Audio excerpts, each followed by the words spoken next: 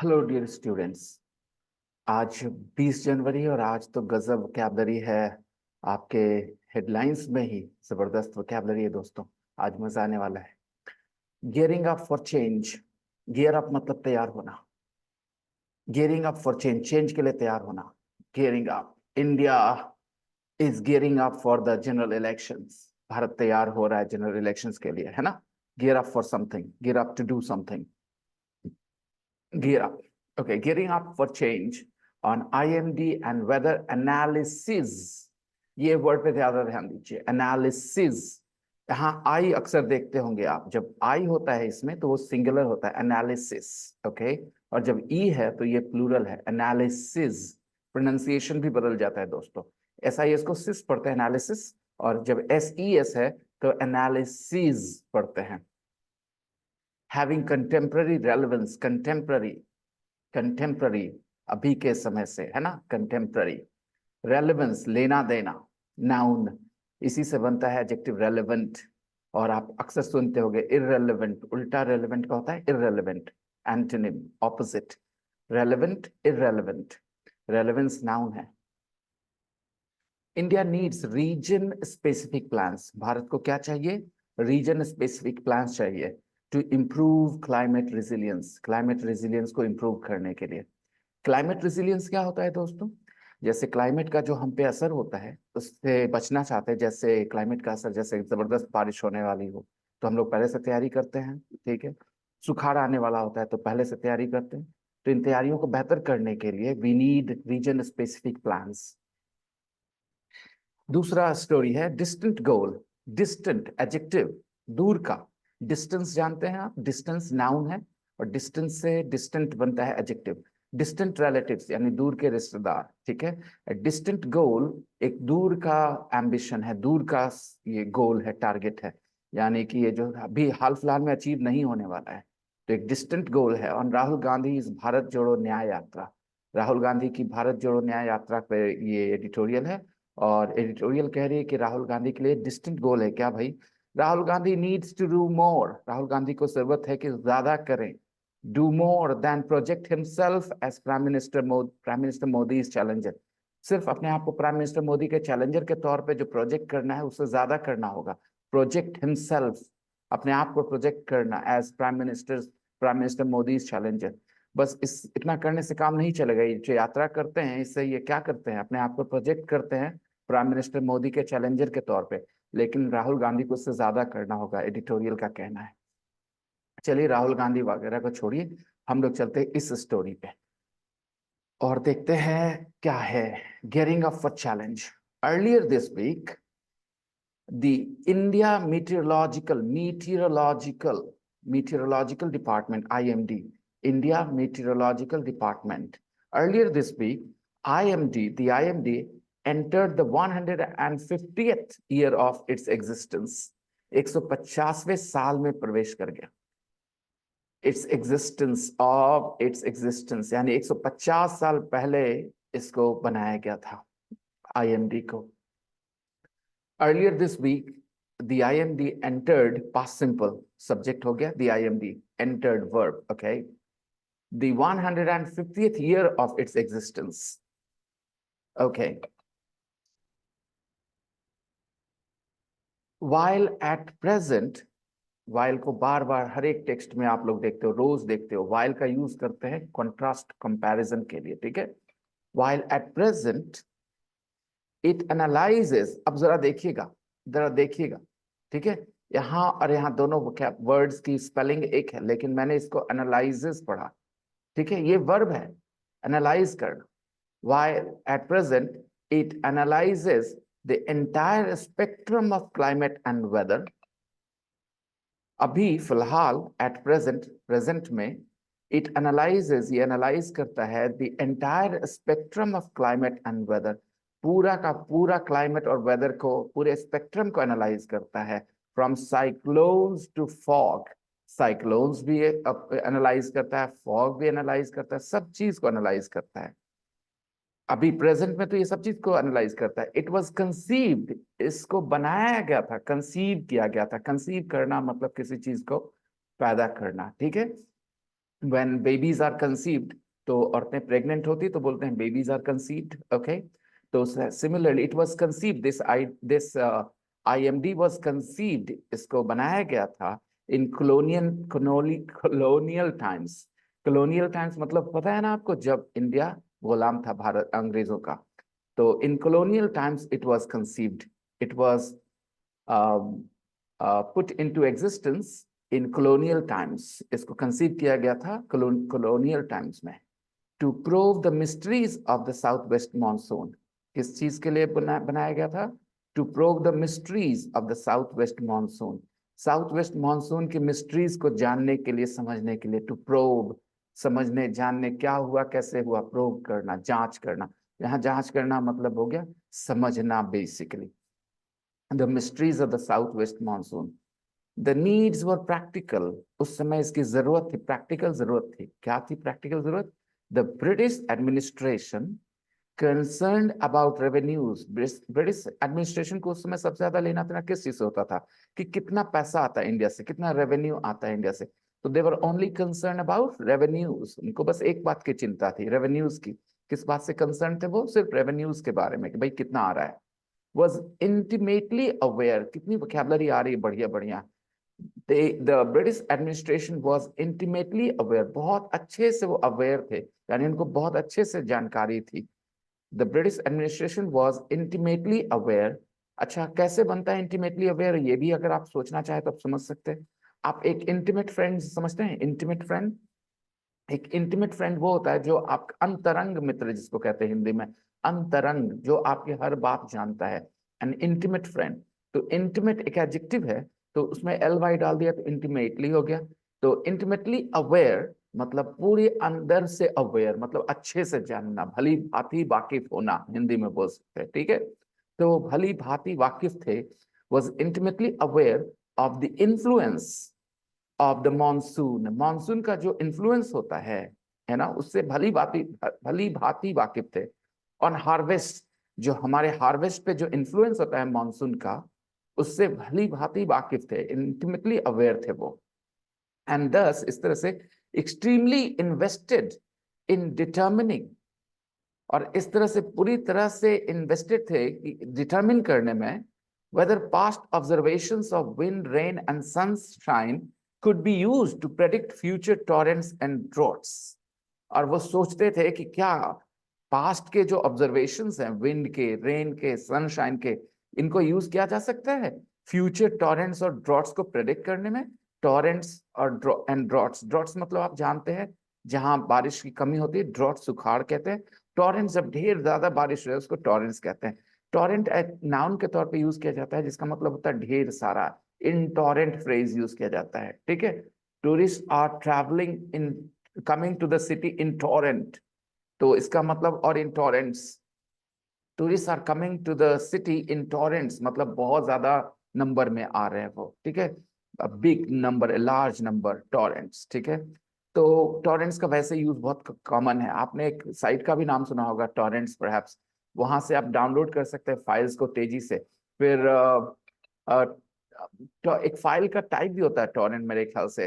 वही बात जिसमें ढेर सारे इंफॉर्मेशन छोटे से फाइल में, छोटे से जगह में आ जाता है, टॉरेंट फाइल कहते हैं उसको। उसमें बड़ी बड़ी चीजों को छोटा कर दिया जाता है, ठीक है। तो समझ सकते हैं किस तरह से कनेक्शन है उसका टॉरेंट का लिटरल मीनिंग से। तो उन लोग पूरी तरह से इन्वेस्टेड थे इस चीज में, यानी कि उनको इंटरेस्ट था कि भाई ये चीज हो सकता है क्या। They were extremely invested in determining whether past observations of wind, rain and sunshine could be used to predict future torrents and droughts. क्या पास्ट के जो इंफॉर्मेशन है, ऑब्जर्वेशन है विंड, रेन और सनशाइन को, इनको यूज किया जा सकता है प्रेडिक्ट करने के लिए भविष्य में होने वाली बारिश और सुखाड़ के लिए, बाढ़ और सुखाड़ के लिए। इस वजह से उन्होंने इसको बनाया था, आईएमडी का गठन किया था, ठीक है। It was conceived in the years since then, उसके बाद आने वाले सालों में, उन समय से, in the years since then, since when, since it was conceived, है ना। The IMD has collected gargantuan stores. Since then, the IMD has collected gargantuan stores. Gargantuan means a large, large stores, मतलब ढेर सारा, The IMD has collected gargantuan stores of meteorological data. तब से अब तक IMD ने काफी कलेक्ट किया है meteorological data that underlie its forecast of the monsoon, जो कि काफी प्रभाव डालता है इसके मॉनसून के फोरकास्ट पे। जाहिर सी बात है, जितना ज्यादा डेटा है, जितना ज्यादा आपके पास इन डेटा है, उतना ज्यादा बेहतर आप उसको एनालाइज करके बता सकते हैं कि आगे क्या होने वाला है। ठीक है, पैटर्न होता है ना। तो ये जो गार्गेंचुअन स्टोर्स ऑफ मीटेरोलॉजिकल डेटा है, large amounts of meteorological data है, उसका काफी असर पड़ता है उसके फोरकास्ट ऑफ द मॉनसून पे। One such analysis of this data by researchers at the Council on Energy, Environment and Water, एक ऐसा ही एनालिसिस इस डेटा का रिसर्चर्स जो है कहाँ, CEEW के जो रिसर्चर्स हैं, researchers at the council, okay, तो यहाँ के जो रिसर्चर्स हैं उनके द्वारा भी एक एनालिसिस किया गया इस डेटा का। और वो एनालिसिस जो है वो एग्जामिन करती है, वो समझने की कोशिश करती है मॉनसून ट्रेंड्स, मॉनसून के ट्रेंड्स को समझने की कोशिश करती है। एग्जामिन करना किसी चीज को मतलब उसको समझने की कोशिश करना, राइट। अगर एक डॉक्टर एग्जामिन करता है पेशेंट को तो क्या करता है, समझने की कोशिश करता है क्या दिक्कत है, कहाँ क्या समस्या है। तो वैसे ही एक one such analysis of this data bye researchers examines monsoon trends, वो मॉनसून के ट्रेंड्स को एग्जामिन करता है at the sub divisional level, sub divisional level पे जाकर के वो उस ट्रेंड्स को समझने की कोशिश करता है, एग्जामिन करता है तहसील लेवल पे जाकर के। फ्रॉम 1982 टू 2022, तो ये तब से चल रहा है, 1982 से 2022 तक चल रहा है ऐसा ही एनालिसिस। और ये कौन सा डिपार्टमेंट कर रहा है, council on energy, environment and water, CEEW, ये जो है ना इसी के रिसर्चर्स कर रहे हैं। दिस फाइंड्स, इनको पता चलता है, इस रिसर्च में ये पता चला है that monsoon rainfall is increasing in more than half. Monsoon rainfall जो है, बारिश जो है वो बढ़ रही है इन मोर देन हाफ, और 55% ऑफ इंडियाज रफली 4400 तहसील्स, इंडिया के 4400 जो तहसील्स हैं उसमें बारिश बहुत बड़ी है। About 11% of them saw decreasing rainfall, और 11% जो तहसील थे उनमें बारिश घटी है। 11% of them saw decreasing rainfall. In those tehsils, about 68% experienced reduced rainfall in all 4 monsoon months. और ये जो तहसील है जहां पर बारिश बढ़ी है, जहां 11% जिसमें बारिश घटी है, इन दो तहसील जिसमें बारिश घटी है, 68% जो तहसील हैं उन्होंने एक्सपीरियंस किया reduce rainfall in all 4 monsoon months. चारों महीने में बारिश घटी है, 4 महीने होते हैं मॉनसून के, उन चारों महीनों में बारिश कम हुई है 68% में। ठीक है, 11% के 68% में, समझना, okay. While 87% showed a decline during the June and July, और 87% जो है इस 11% में, क्योंकि 55% of the tehsils saw what, an increasing amount of rainfall, right, लेकिन 11% में क्या दिखा है, डिक्रीजिंग रेनफॉल दिखा है। इस 11% के 68% में चारों महीनों में रिड्यूस्ड रेनफॉल एक्सपीरियंस किया गया, और 87% में डिक्लाइन एक्सपीरियंस किया गया, देखा गया during the month of June and July. जून और जुलाई में 87% में डिक्लाइन देखा गया उस 11% के। और ये जो है क्रूशल है, जून जुलाई का जो रेनफॉल है वो क्रूशल है for the sowing of kharif crops. Crucial मतलब इंपॉर्टेंट होता है, तो इंपॉर्टेंट है sowing of kharif crops. Sowing मतलब बुआई, बुआई ऑफ खरीफ क्रॉप्स, ठीक है, क्रॉप मतलब फसल। Most of these tehsils are in the Indo-Gangetic plains, और ज्यादातर ये जो 11% तहसील्स है ना, इसमें से जो दिखाया गया 68%, 87%, ये ज्यादातर तहसील्स कहाँ हैं, are in the Indo-Gangetic plains में है, इस रीजन में जाकर के मिलते हैं ज्यादातर, विच कंट्रीब्यूट, जो कंट्रीब्यूट करते हैं to more than half of India's agricultural production. They contribute to more than half of India's agricultural production. India का आधे से ज्यादा जो एग्रीकल्चरल प्रोडक्शन होता है वो इसी एरिया में होता है। और वहीं जो है जून और जुलाई में बारिश कमी देखी जा रही है, जो कि खरीफ फसल के बुआई के लिए बहुत जरूरी होता है। यानी कि कितना ज्यादा असर हो सकता है आप समझ सकते हैं। ये स्टडीज ना आंखें खोलती हैं। इतना गहरे जाके स्टडीज करना, जो लोग भी ये करते हैं, दे डिजर्व बिग रिस्पेक्ट।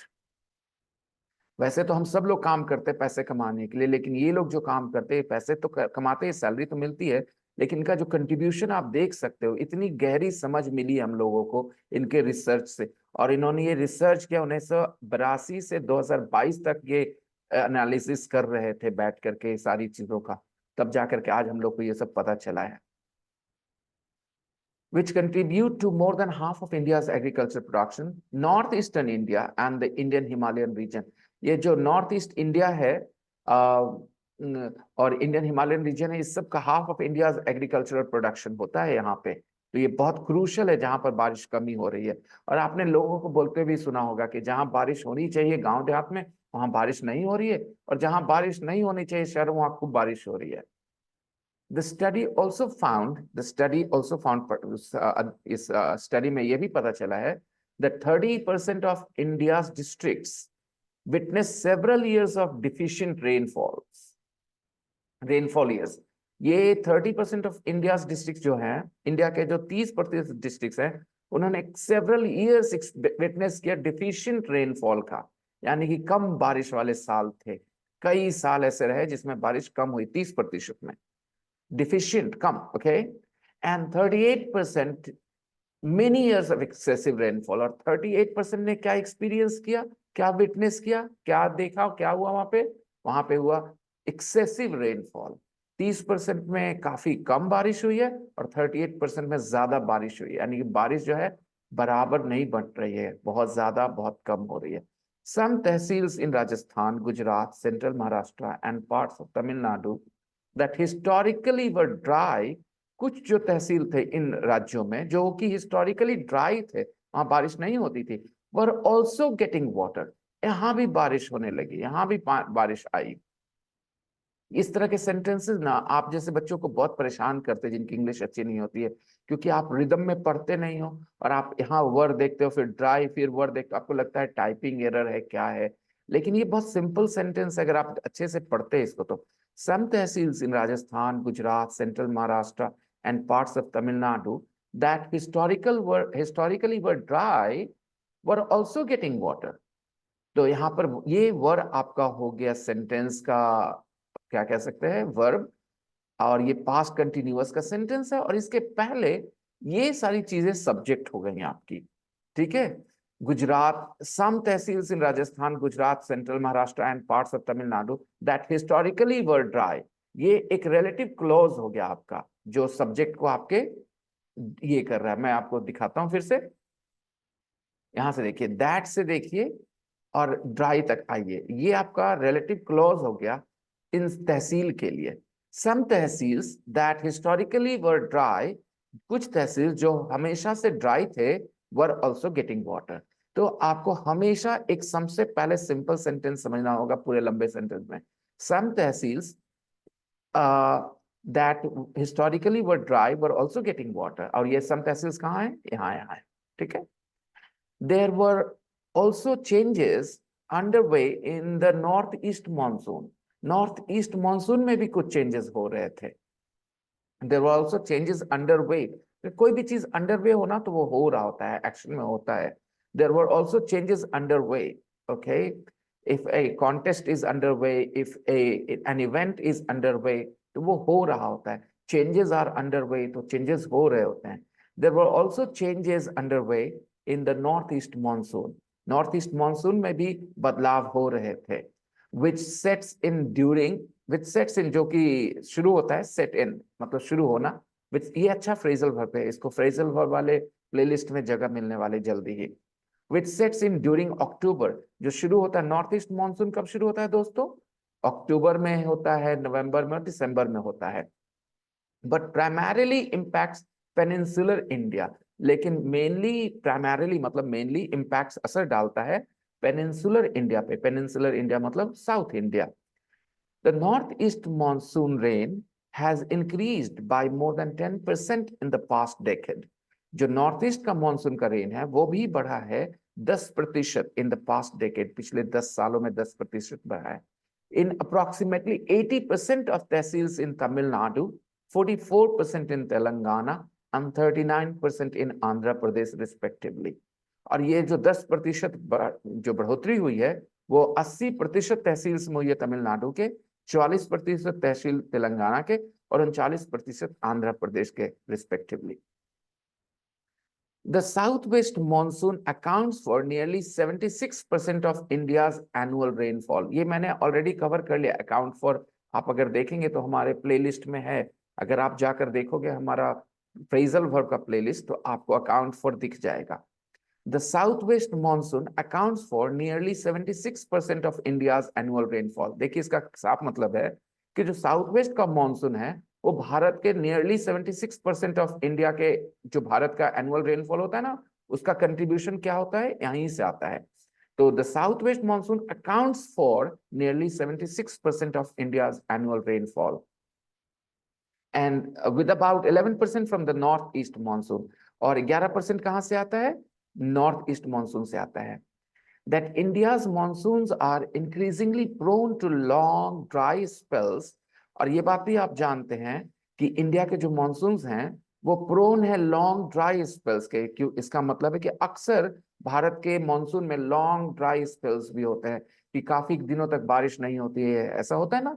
तो the India's monsoons are increasingly prone. आप अगर इंक्रीजिंगली के थोड़ी देर के लिए हटा दे तो सेंटेंस समझने में आसानी होगी.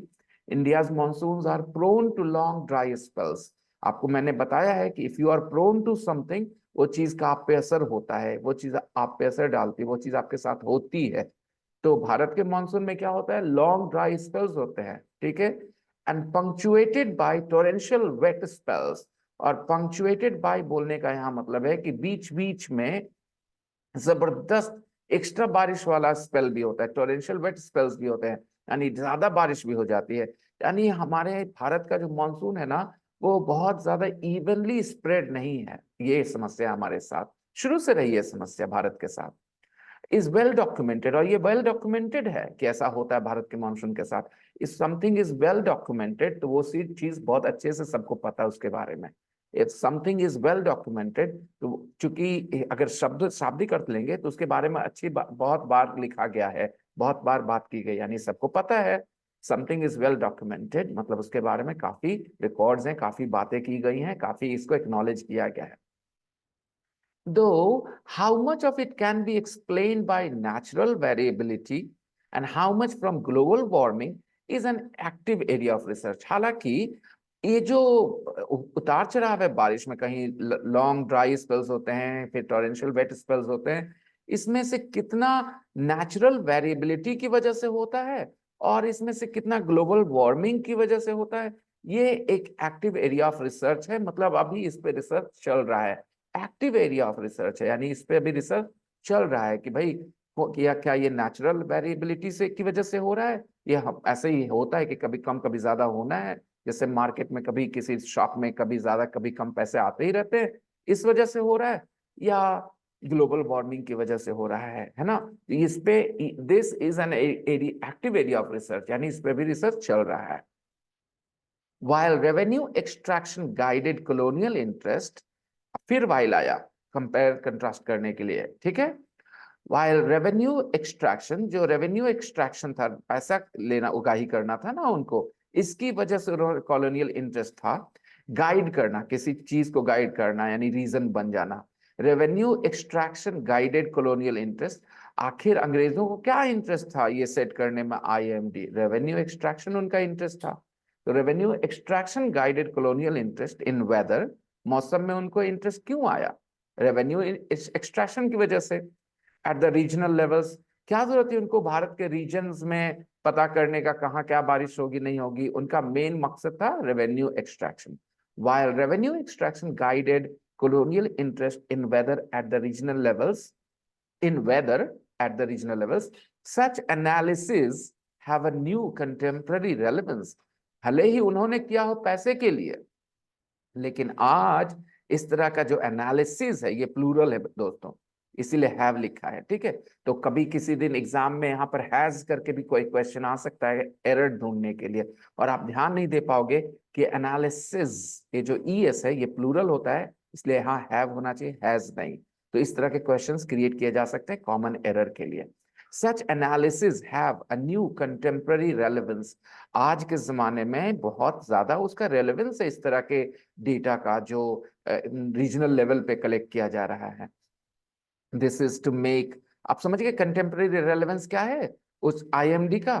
पहले तो किया था, अंग्रेजों ने किया था रेवेन्यू एक्सट्रैक्शन को ध्यान में रखते हुए, उसकी वजह से उन्होंने शुरू किया था इंटरेस्ट लेना वेदर में रीजनल लेवल पे। लेकिन आज इस तरह की इंफॉर्मेशन का ये जो डेटा है उसका कंटेम्प्रेरी रेलेवेंस है भाई, आज के डेट में उसका काफी रेलेवेंस है, काफी उपयोगिता है। This is to make region specific plans. इससे कर क्या सकते हैं हम लोग कि मेक कर बनाए रीजन स्पेसिफिक प्लान्स बनाए, हम लोग रीजन स्पेसिफिक प्लान्स बनाए, क्योंकि हमारे पास पता है कि हाँ ऐसा हो रहा है, वहां वैसा हो रहा है, अलग अलग जिला के बारे में हमें, अलग अलग तहसील के बारे में जानकारी है। तो उसके हिसाब से हम लोग प्लान्स बनाए टू इम्प्रूव क्लाइमेट रेसिलियंस, ताकि हम लोग क्लाइमेट के तरफ से ज्यादा रेसिलियंस हो सके, रेसिलियंट हो सके, यानी कि उसका जो नेगेटिव इम्पैक्ट है उसको मिनिमाइज कर सके। And channel necessary funds and resources, और जरूरत के हिसाब से फंड्स और रिसोर्सेज को भी चैनल कर सके, डोनेट कर सके कि हाँ ये चाहिए, वहां वो चाहिए, चलो जी। Prioritising regional and sub district forecast over national ones. अभी हम लोग के पास जो आता है, न्यूज आता है, वो नेशनल फोरकास्ट आता है। आप टीवी पे सुनते हो तो ज्यादातर नेशनल फोरकास्ट आता है।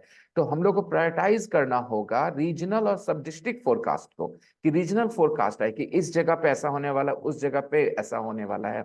Would be a commendable step forward by the government. Government की तरफ से ऐसा करना एक स्वागत योग्य कदम होगा, कमेंडेबल स्टेप होगा। जो चीज कमेंडेबल होता है दोस्तों, वो लॉडेबल होता है, वो प्रेज वर्दी होता है, उसकी सराहना की जानी चाहिए, ठीक है। वो would be a commendable step forward by the government. तो ये था आज का एडिटोरियल स्टोरी। काफी अच्छी वोकैबुलरी और काफी इंटरेस्टिंग ये था स्टोरी, मेरे ख्याल से काफी इंफॉर्मेटिव, ऐसी जानकारियां मिली मुझे पर्सनली, मजा आ गया कि आईएमडी 150 साल पहले अंग्रेजों ने ये सेट किया था पैसे कमाने के लिए। पैसे कमाने के लिए मतलब कि भाई अगर उनको पता होगा कि ऐसा ऐसा होगा तभी ना रेवेन्यू ले पाएंगे, अगर लोग गरीब हैं तो रेवेन्यू कहाँ से आएगा। तो वो चाहते थे कि हाँ पहले बता सके कि हाँ भाई बारिश अच्छी होने वाली नहीं होने वाली है, मेन लेकिन इरादा उनका लोगों का फायदा पहुंचाना नहीं था, ताकि बेहतर रेवेन्यू ले सके। लेकिन आज देखिए उसका हमें फायदा मिल सकता है, ठीक है। तो दैट वाज लवली। कंटिन्यू करिए ऐसे ही, रोज सुनते रहिए, देखते रहिए, और कल मिलेंगे हम लोग फिर। आज के लिए बस इतना ही। Thank you, bye bye, take care.